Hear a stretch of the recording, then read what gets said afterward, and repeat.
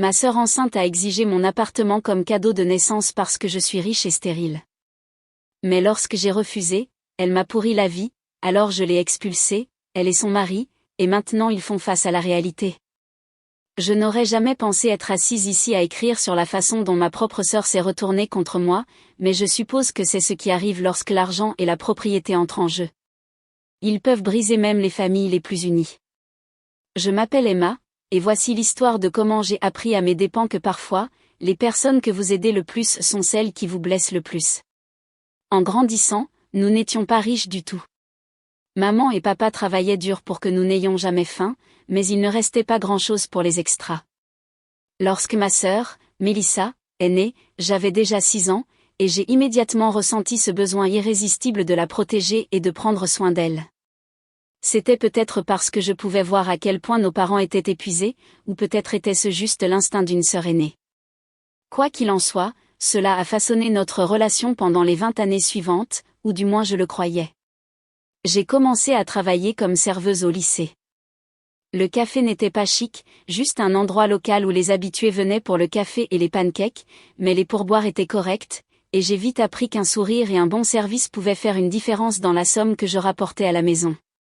À chaque chèque, je divisais mes gains, une partie pour l'épargne, une autre pour les nécessités, et il y avait toujours quelque chose pour Mélissa. Emma, tu n'as pas besoin de m'acheter des choses, disait parfois Mélissa, mais je pouvais voir ses yeux s'illuminer quand je lui rapportais une nouvelle chemise ou du maquillage. Bien sûr que si, idiote, tu es ma sœur, lui disais-je, et c'était tout. Lorsque j'ai été acceptée à l'université avec une bourse, maman a pleuré de joie. Tu as toujours été si responsable, a-t-elle dit, me serrant fort dans ses bras. Je sais que tu feras de grandes choses. J'ai continué à travailler à temps partiel pendant l'université, envoyant de l'argent à la maison à Mélissa chaque fois que je le pouvais. Quand elle m'appelait pour me dire qu'elle avait besoin de livres pour l'école ou qu'elle voulait aller au cinéma avec ses amis, je lui transférais l'argent sans hésitation. Tu la gâtes, disait ma colocataire, Sarah, en me voyant vérifier le solde de ma banque après avoir envoyé de l'argent à Mélissa pour la 3e fois en un mois. C'est ma sœur, répondais-je, comme toujours. C'est ce que font les sœurs. En regardant en arrière maintenant, je me demande si Sarah a vu quelque chose que je ne pouvais pas, ou que je ne voulais pas, voir à l'époque. Mais le recul a une façon de rendre les choses plus claires, n'est-ce pas? Après avoir obtenu mon diplôme, j'ai trouvé un emploi dans une entreprise immobilière. C'est là que j'ai rencontré James. Il n'était pas seulement un collègue, il était le propriétaire de l'entreprise. Dès que j'ai commencé à y travailler, il a remarqué mon ambition et ma détermination. Je ne cherchais pas une relation amoureuse, surtout pas avec mon patron, mais parfois, la vie a d'autres plans. Tu as un talent naturel pour ce métier, m'a-t-il dit un jour après avoir conclu une affaire particulièrement difficile. Tu comprends les gens et tu comprends la propriété. C'est une combinaison rare. Nous avons commencé à sortir ensemble 6 mois plus tard, et à 25 ans, nous nous sommes mariés. James était ambitieux, intelligent et étonnamment réaliste pour quelqu'un qui avait construit sa propre entreprise à partir de rien. Ensemble, nous avons décidé de lancer notre propre entreprise immobilière, et j'ai senti que tout dans ma vie s'emboîtait parfaitement, enfin, presque tout. Lorsque Mélissa s'est fiancée, je me suis dévouée à l'aider à planifier son mariage. Tu n'as pas besoin de faire tout ça, disait James, en me voyant lui remettre un autre chèque pour la compte de la salle. Elle et son fiancé pourraient s'en sortir seuls. C'est ma sœur, disais-je, et il me lançait ce regard, celui qui disait qu'il n'était pas d'accord mais qu'il valait mieux ne pas discuter. J'ai payé la plupart des dépenses de son mariage, la robe, les fleurs, le traiteur, tout. Je voulais que son jour soit parfait, et j'avais les moyens de le réaliser. James m'a prévenu que je créais un précédent dangereux. Les gens n'apprécient pas les choses qu'ils obtiennent trop facilement, me disait-il. Elle pourrait prendre tout ça pour acquis. Je riais de ça. Tu ne comprends pas les relations fraternelles, disais-je. Nous prenons soin les unes des autres. C'est comme ça que ça marche. Mais pendant que j'étais occupée à m'occuper des rêves de Mélissa, les miens commençaient à s'effondrer. James et moi essayions d'avoir un bébé depuis des années. Chaque test de grossesse négatif était comme un coup de poing dans l'estomac. Chaque rendez-vous chez le médecin apportait plus de questions que de réponses, et finalement, la nouvelle dévastatrice, je ne pourrai jamais avoir d'enfant. James a essayé d'être compréhensif, mais je pouvais voir la déception dans ses yeux. Il voulait des enfants, il voulait transmettre son héritage, et je ne pouvais pas lui donner ça. Notre mariage n'a pas survécu au diagnostic, bien que, honnêtement, je pense que les fissures étaient là depuis un certain temps. Nous avons divorcé à l'amiable, nous avons divisé l'entreprise en deux et nous avons suivi nos propres chemins. Après le divorce, je me suis consacrée au travail. Sans l'ombre de James sur moi, j'ai prospéré. Ma liste de clients a augmenté, ma réputation s'est solidifiée, et bientôt, je gagnais plus d'argent que je n'en avais jamais gagné pendant mon mariage. Nous avons partagé équitablement nos biens. Je suis restée avec 2 appartements plus la moitié des bénéfices de la vente de notre maison, que j'ai utilisé pour m'acheter un nouvel endroit magnifique. La vie était belle, ou du moins stable. J'avais mon travail, mes maisons et mon indépendance. Mais j'aurais dû savoir que la stabilité ne durerait pas éternellement, pas avec Mélissa dans le tableau. Cela a commencé de façon innocente, comme la plupart des choses qui finissent mal. Un de mes appartements était vide. Je n'avais pas encore commencé à chercher des locataires. Après mon divorce, j'étais occupée à reconstruire ma vie, à me concentrer sur ma carrière, et honnêtement, je n'avais pas hâte de gérer ça. C'est alors que Mélissa m'a appelée. Sa voix avait ce ton particulier, plaintif, que j'avais appris à reconnaître au fil des ans, celui qui signifiait qu'elle avait besoin de quelque chose. On peut parler, a-t-elle commencé. J'étais dans mon bureau en train de revoir des contrats, mais j'avais toujours du temps pour ma sœur. Bien sûr, qu'est-ce qui se passe? Eh bien, elle a fait une pause pour créer un effet dramatique, Marc et moi avons quelques problèmes financiers. Nous vivons chez maman et papa, mais tu sais à quel point cette maison est petite, et je me suis souvenu que tu avais mentionné avoir un appartement vide. Je savais où elle voulait en venir avant même qu'elle n'ait fini sa phrase. Bien sûr que oui. J'avais passé toute ma vie à anticiper les besoins de Mélissa avant même qu'elle ne les exprime. Vous voulez rester dans mon appartement, ai-je demandé, déjà en train de réorganiser mentalement mes plans financiers. Juste pour un temps, s'est-elle empressée d'ajouter, juste jusqu'à ce que nous nous remettions sur pied. Cela nous aiderait beaucoup. Tu sais à quel point il est difficile pour Marc de trouver un bon travail en ce moment, et avec l'économie comme elle est. Je n'ai même pas hésité. Bien sûr que vous pouvez rester là. J'aurai les clés prêtes pour vous demain. Oh mon Dieu, Emma, tu es la meilleure sœur du monde. Je savais que tu comprendrais. C'est juste temporaire, je te le promets. Nous te laisserons tranquille dans peu de temps. En regardant en arrière, j'aurais dû tout mettre par écrit. J'aurais dû établir des attentes claires concernant le loyer, les services publics et ce que « temporaire » signifiait. Mais c'était ma sœur, et les sœurs n'ont pas besoin de contrat, du moins je le pensais. Les premiers mois se sont bien passés. Mélissa et Marc ont emménagé, et je n'y ai presque pas pensé. J'étais occupée par le travail, en concluant des affaires, en construisant ma clientèle. Mon entreprise prospérait. Il s'est avéré que de nombreux clients préféraient travailler directement avec moi plutôt qu'avec l'entreprise que j'avais partagée avec James. Je gagnais plus d'argent que jamais, mais je travaillais aussi plus dur que jamais.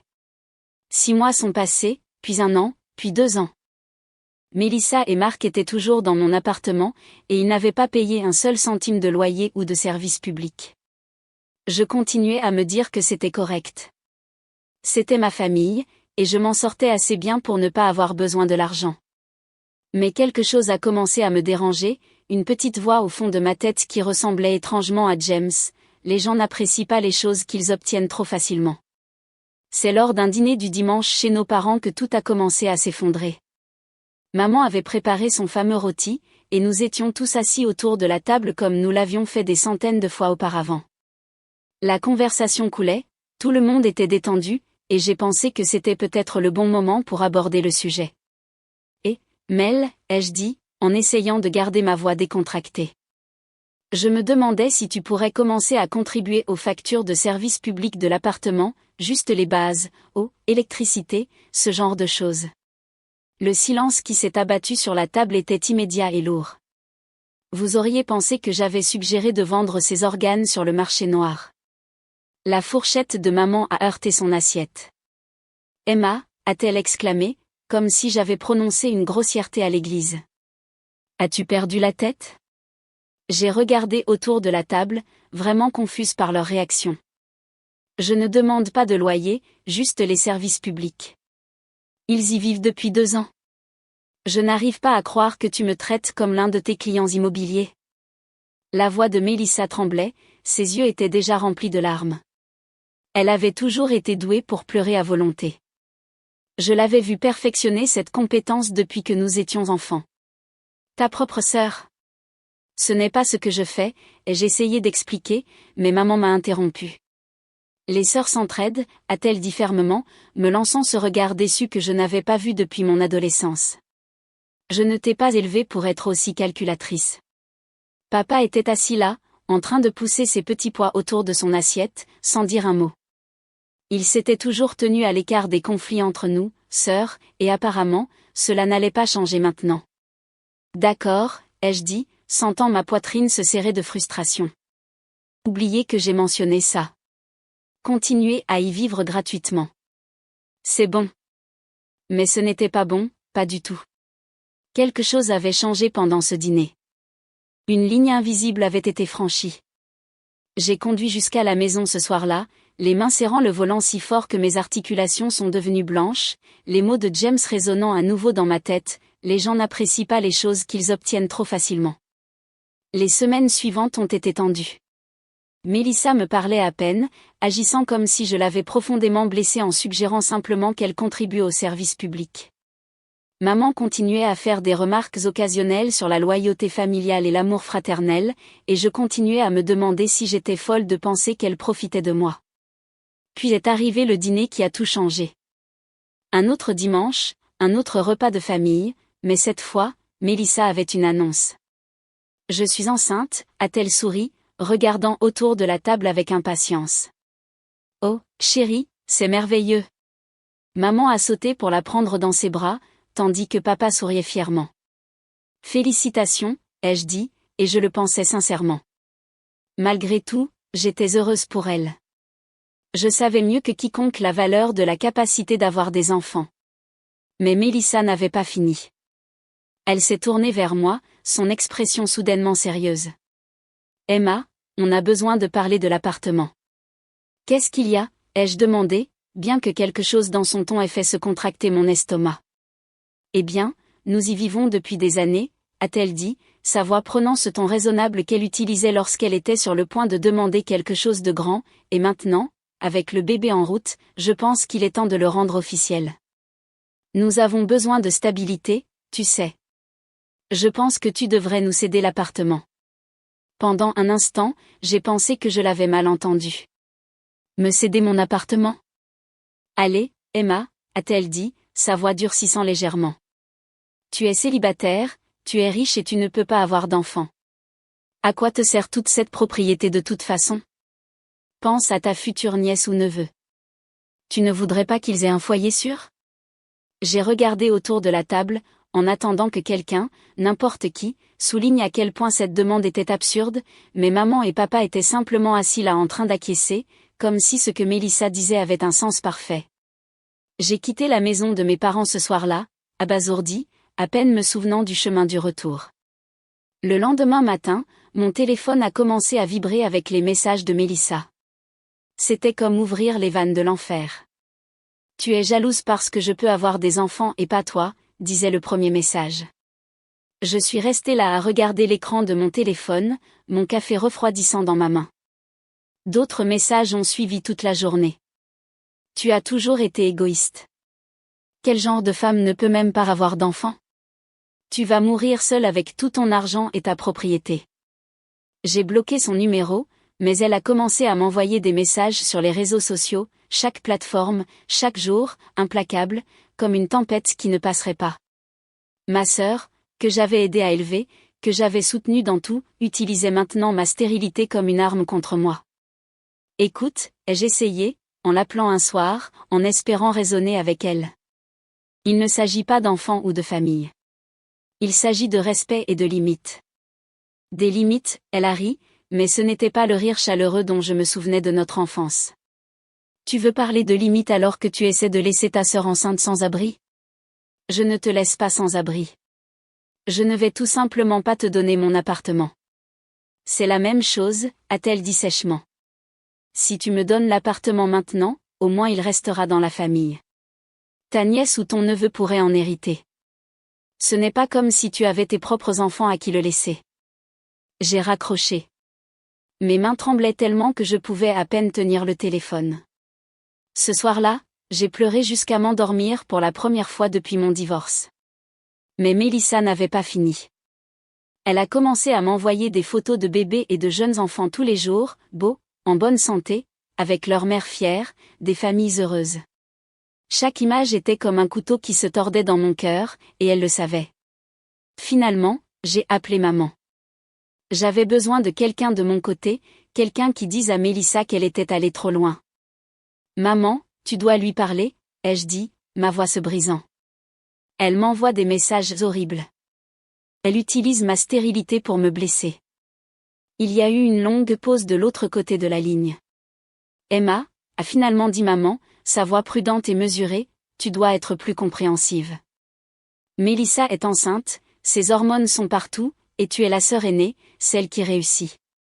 Tu devrais être plus indulgente. Indulgente? Elle me harcèle. Nous restons neutres dans tout ça, a répondu maman fermement. Ton père et moi ne prendrons pas parti, mais souviens-toi, Emma, c'est toi qui as l'argent et la stabilité. Mélissa a besoin d'aide. J'ai terminé l'appel en me sentant plus seule que jamais. Mes propres parents choisissaient de rester neutres tout en voyant leur fille enceinte tourmenter leur fille stérile. Quelle neutralité! Mais ce qui s'est passé ensuite a dépassé tout ce que j'aurais pu imaginer. Je l'ai trouvé tôt un matin lorsque j'ai ouvert la porte pour prendre le journal, une grande boîte enveloppée de papier à motifs pour bébé, assise innocemment à ma porte. Pendant un instant, mon cœur s'est élevé.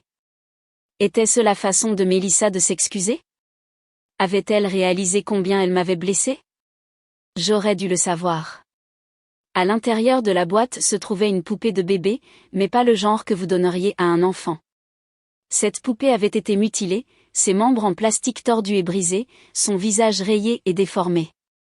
De la peinture rouge qui ressemblait étrangement à du sang avait été éclaboussée partout. Une note était attachée à sa poitrine, c'est ce que tu fais à ton neveu en nous refusant un foyer. J'ai couru aux toilettes et j'ai vomi. Ensuite, je me suis assise par terre dans ma salle de bain en tremblant et en pleurant pendant ce qui a semblé des heures. Mais quelque part au milieu de mon effondrement, quelque chose en moi s'est durci. J'ai pris des photos de la poupée et de la note, ma main maintenant ferme. Je ne laisserai pas la guerre psychologique continuer. Ce soir-là, j'ai passé quelques appels. J'ai appris que Mélissa et son mari étaient partis en vacances d'une semaine. Apparemment, ils pouvaient se le permettre, mais pas les services publics. Le moment parfait. J'ai engagé une entreprise de déménagement et un serrurier. En une journée, nous avons fait emballer toutes leurs affaires de mon appartement et les avons transportées dans un entrepôt. J'ai fait changer toutes les serrures, y compris les verrous. J'ai même installé une caméra de sécurité à l'entrée. J'ai payé 3 mois de stockage à l'avance et j'ai envoyé un SMS à Mélissa avec les informations et le code d'accès de l'entrepôt.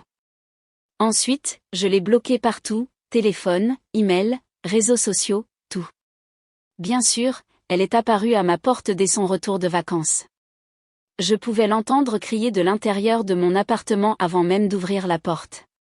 Sorcière méchante, a-t-elle crié quand je l'ai finalement affrontée. Son mari était derrière elle, l'air mal à l'aise mais sans intervenir. Tu as fait ça exprès. Tu veux que je fasse une fausse couche à cause du stress. Sors de ma propriété, ai-je dit, ma voix étonnamment calme, ou j'appellerai la police. Toutes vos affaires sont à l'entrepôt, payées pour 3 mois. Après ça, c'est de votre responsabilité. Tu ne peux pas me faire ça. Je suis ta sœur. Je suis enceinte. Être enceinte ne te donne pas le droit de me harceler, ai-je dit. Être ma sœur ne te donne pas le droit de me maltraiter. La poupée a été la goutte d'eau qui a fait déborder le vase, Mélissa. J'ai des photos de tout, les messages, la poupée, la note. Tu essaies autre chose, et j'obtiendrai une ordonnance restrictive. Elle est devenue d'une couleur rouge alarmante. Maman et papa ne te pardonneront jamais ça. Je peux vivre avec ça. Et je le pouvais. C'était la partie surprenante. Après des années à faire passer les besoins de Mélissa en premier, à essayer d'être la sœur aînée parfaite, à donner jusqu'à ce qu'il ne me reste plus rien à donner, je me mettais enfin moi-même en premier. C'était effrayant. C'était merveilleux. Maman a appelé ce soir-là, comme je savais qu'elle le ferait. Comment as-tu pu faire ça à ta sœur enceinte, a-t-elle exigé. Nous t'avons mieux élevé que ça. Je n'ai pas répondu et j'ai simplement raccroché. Je n'aurais pas dû être surprise de voir le message de Mélissa sur les réseaux sociaux le lendemain. Elle avait toujours été douée pour jouer les victimes, et cette fois n'a pas fait exception. Son message était un chef-d'œuvre de manipulation. Je n'aurais jamais pensé avoir à partager quelque chose d'aussi personnel, mais j'ai besoin de soutien en ce moment. Ma propre sœur, que j'ai toujours admirée, vient de nous mettre dehors, moi et mon mari. Elle savait que j'étais enceinte, elle savait que nous n'avions nulle part où aller, mais elle a changé les serrures pendant que nous étions en vacances, de petites vacances pour lesquelles nous avions économisé pendant des mois. Je ne sais pas comment quelqu'un peut être aussi cruel envers sa propre famille. Je suppose que l'argent et le succès peuvent changer les gens. S'il vous plaît, pensez à nous pendant que nous essayons de trouver nos prochaines étapes. Les commentaires ont commencé à arriver immédiatement. Nos parents, nos amis d'enfance, même certains de mes contacts commerciaux qui étaient connectés à nous sur les réseaux sociaux, tous exprimant leur choc et leur déception envers moi. Des gens que je connaissais toute ma vie m'appelaient sans cœur, cruel, toxique. J'ai fait confiance à tes transactions immobilières, mais maintenant je vois tes vraies couleurs, a écrit un client. Comment as-tu pu faire ça à ta sœur enceinte, a commenté un autre. L'argent détruit vraiment les gens, a ajouté quelqu'un d'autre. Je me suis assise à la table de ma cuisine en lisant commentaire après commentaire, ressentant une étrange sensation de calme. C'était la dernière carte que Mélissa pouvait jouer, la pression sociale, la honte publique. Dans le passé, cela aurait fonctionné. Je me serais excusée, j'aurais cédé, j'aurais fait n'importe quoi pour faire la paix. Mais pas cette fois. J'ai ouvert mon ordinateur portable et j'ai commencé à rédiger mon propre message. Sans drame, sans accusation, que des faits. J'ai d'abord téléchargé les captures d'écran de ces messages, des centaines d'entre eux, chacun plus cruel que le précédent, des messages m'appelant une femme incomplète, me disant que je méritais d'être stérile, me disant que je mourrais seule. Ensuite, j'ai ajouté les photos de la poupée mutilée et de sa note. Je suis restée silencieuse sur cette situation par respect pour ma famille, et j'écris, mais puisque ma sœur a choisi de rendre cela public, je pense que je dois partager ma version. Ce ne sont que quelques-uns des messages et des objets que j'ai reçus de Mélissa ces dernières semaines. Oui, je lui ai demandé de quitter mon appartement, un appartement dans lequel elle a vécu gratuitement pendant 2 ans sans même contribuer au service public de base. Je lui ai demandé de partir après qu'elle ait exigé que je lui donne complètement l'appartement, affirmant que je ne méritais pas d'en être propriétaire parce que je ne peux pas avoir d'enfant. J'ai agi seulement après avoir reçu cette poupée à ma porte. J'ai passé toute ma vie à essayer d'être une bonne sœur, mais je ne me laisserai pas faire chanter émotionnellement ni maltraiter, même pas par ma famille. La réponse a été immédiate et écrasante. Le courant de l'opinion publique a changé si rapidement que cela m'a donné le coup de fouet. Les gens qui m'avaient condamné des heures auparavant s'excusaient maintenant. Des amis qui étaient restés silencieux parlaient maintenant en ma faveur. Même mes anciens clients me contactaient pour exprimer leur horreur de ce que Mélissa avait fait. Mais le commentaire qui m'a le plus frappé est venu de la mère de Marc, la belle-mère de ma sœur. Je suis absolument horrifiée par ce que ma belle-fille a fait, Emma. Je suis vraiment désolée que tu aies subi ces abus.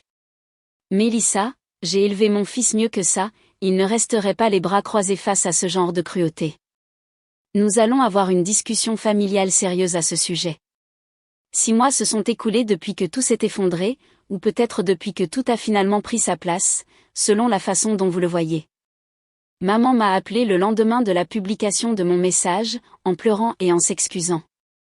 Elle a dit qu'elle n'avait aucune idée des messages ou de la poupée, qu'elle avait été aveugle à la personne que Mélissa était devenue. Je vous ai toutes les deux laissé tomber, a-t-elle dit. Je t'ai laissé tomber en ne te défendant pas quand tu avais besoin de moi, et j'ai laissé tomber Mélissa en permettant son pire comportement pendant toutes ces années. Papa est également intervenu au téléphone, disant plus de mots à la fois que je ne l'avais entendu dire depuis des années. Nous avons eu tort, Emma. Nous pensions que rester neutre était la bonne chose à faire, mais parfois, ne pas prendre parti signifie prendre le mauvais parti. Ils essaient de réparer les choses maintenant. Nous dînons ensemble une fois par semaine, nous trois seulement. Nous reconstruisons notre relation lentement et prudemment, avec de nouvelles limites et une meilleure communication. Il ne mentionne jamais Mélissa à moins que je ne la mentionne en premier, ce que je fais rarement. J'entends parler d'elle par la famille, bien sûr. Elle et Marc louent un petit appartement maintenant, luttant pour joindre les deux bouts. Elle a demandé de l'argent à nos parents, mais ils apprennent enfin à dire non. La petite fille est née le mois dernier. Maman m'a montré une photo, mais je n'ai ressenti que de la tristesse pour une nièce que je ne connaîtrai probablement jamais.